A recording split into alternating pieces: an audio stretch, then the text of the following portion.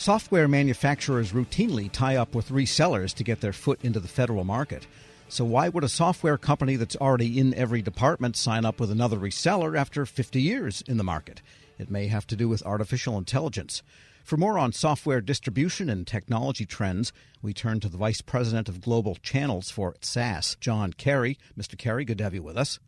Lovely to meet you, Tom. Thanks for having me. And the Vice President of Intelligence and Innovative Solutions at Carahsoft, Michael Shrader. Mr. Shrader, good to have you with us. Good morning, Tom. And let's begin briefly that there is this new reseller agreement, and these happen all the time, but this one seems a little more significant just because of SaaS's footprint. Look, in all honesty, we see Carahsoft as a force multiplier for SaaS and where we believe we can go in the US federal and state and local markets. We went through a lengthy assessment of the leading government distributors, and Carahsoft won hands down.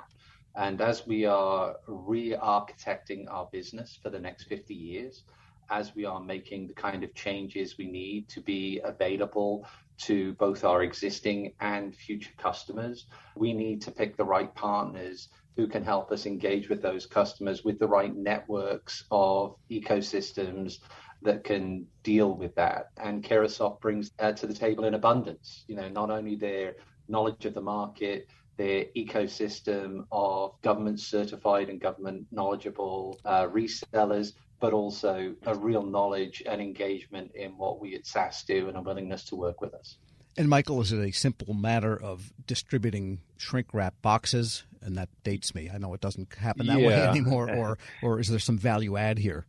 No, there's lots of value add. We're preparing to invest heavily in our partnership with SaaS. Not to correct you, but it's a little more than a simple resale arrangement. It's a full-scale distribution program where we are enabling a network of resellers to be successful, helping the government be successful with SaaS solutions. So there's a full-fledged marketing program and market education program. There's a suite of contract vehicles that we're looking to make SaaS available to customers on. And then that whole partner network to include the SI community, the VAR communities, to include the different cloud service providers and their ecosystems. So it's a pretty large-scale effort and investment on our end.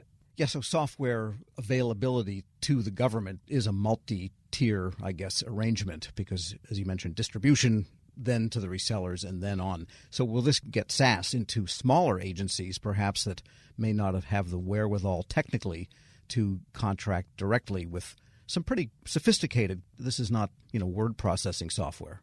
Yes, absolutely. From our side, what Carahsoft provides is that ecosystem of partners that can meet government customers where they are, right, with the service that they need, whether it's, the configuration of the solution for the operation and engagement by individuals in that government department or federal agency, or whether it's serving those outcomes and managing that on behalf of that state and local government.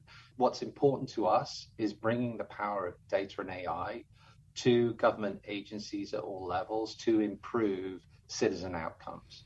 And we do that with the vehicles from Carahsoft, but more importantly, that ecosystem of SIs, the value-added resellers, service providers that Carahsoft bring, they have intimate understanding of the government customer need, and they have grown up in this space. So they have a way to rapidly deploy and bring value to the client. We could ultimately bring, but it could take us longer and we'd have to staff up, and that would delay getting to those positive citizen outcomes. And I wanted to ask you, Michael, what kinds of demand signals, what are you seeing in the market that is changed by the arrival, really the dump truck dumping of artificial intelligence information across the federal government? There is nobody doesn't have a conversation without AI in it these days. Yeah, and I would say there's still a decent amount of noise around the topics and concepts within AI. It's nice to have a sort of flagship brand like SaaS, who sort of has grown up, and have helped develop a lot of those concepts, leading the charge around those discussion areas. We're seeing over the last 18 months or so, as the generative AI explosion is dominating those discussion areas, the government is finally able to adopt a more ubiquitous application of AI. Not that there's the custom bespoke solutions that we've been seeing for the last 5 to 8 years aren't valuable, but it has slowed the adoption. The government is not very good at the art of the possible when it comes to platform, hey, go build it yourself, go define the use case and build the application. Gen AI brings that ubiquitous use case across the entire government ecosystem. So we feel like this is a gateway into other use cases that are now being talked about as well. We're speaking with Michael Shrader, Vice President of Intelligence and Innovative Solutions at Carahsoft, and with John Carey, the Vice President of Global Channels at SAS. And John, let me ask you this. The generative AI use case in a definitive domain, say like a government agency, is actually a better use case in some ways, technically, than the open public generative AI, which we all know with the hallucinations and the bizarre results and the worsening over time because of the way those were trained is very different than you would train your model in a federal agency, which might give you better results. Absolutely. Think about it as in the public domain, it's a mile wide, an inch deep. In the federal domain, it's a mile deep but an inch wide. So the efficacy of the models that you're training on the SAS platform are going to be informed by that. And the benefit of SAS is we're not a large language model provider. We're a data and AI platform with use cases that can be plugged in. And I'll echo Michael's words. We are on the very top of the generative AI hype curve right now. There is a significant amount of noise and promise out there, and frankly, there should be a significant amount of noise and promise out there. But agencies and customers are looking for the kind of vendors with a proven track record who've understood neural networks 20 years ago. I work with people with multiple PhDs who, when you say generative AI to them, say, do you mean neural networks from 20 years ago? And you kind of look at them and go, well, I guess I do. Yeah, sorry, we're finally catching up to what you guys were studying and building, way back in the day. Brian Harris, our CTO, says this very well.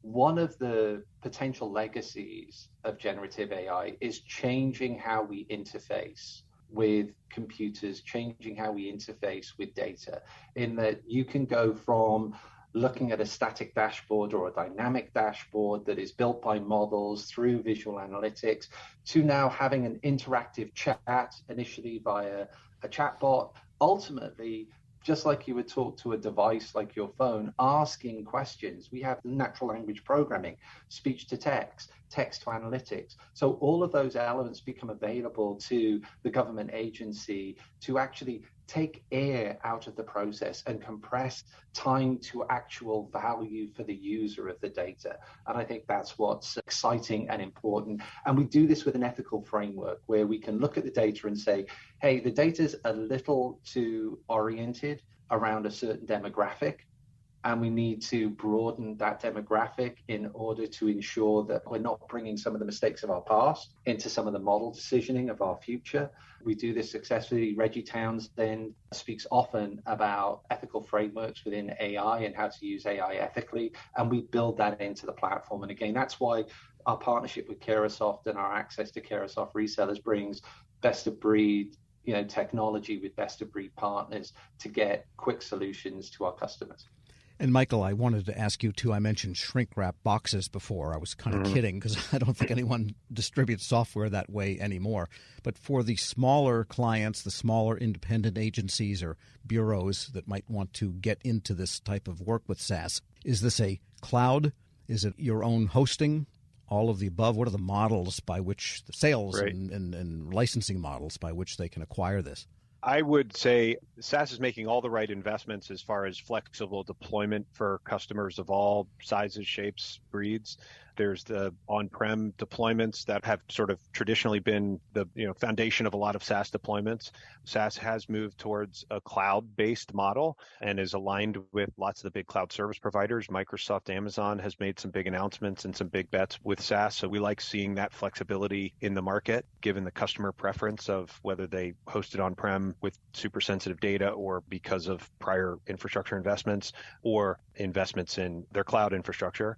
And then the last point I would make is we're very encouraged by SAS's willingness to invest in FedRAMP and StateRAMP and the impact levels on the DoD side. That's just a reality of our future as a country deploying technology, maintaining those security standards and making sure that all of our software providers are delivering products that are of the utmost security for our government to consume. We're very encouraged by SAS's roadmap towards those security standards. And just a final question, if someone